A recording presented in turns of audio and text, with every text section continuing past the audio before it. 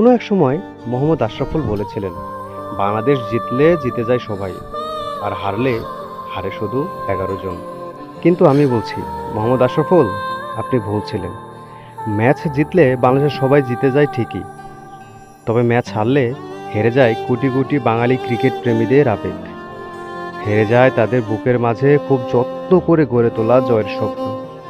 ভেঙে ছারখার হয়ে যায় বড্ড আশা নিয়ে বসে থাকা ক্রিকেট প্রেমীর হৃদয়ে।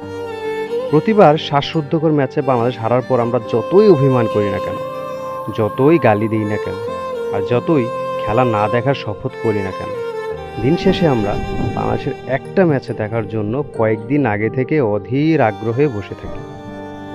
পুরনো সব ব্যথা ভুলে গিয়ে মনে মনে নতুন করে স্বপ্ন দেখি, কারণ আমরা বাংলাদেশ ক্রিকেটকে বড্ড ভালোবাসি।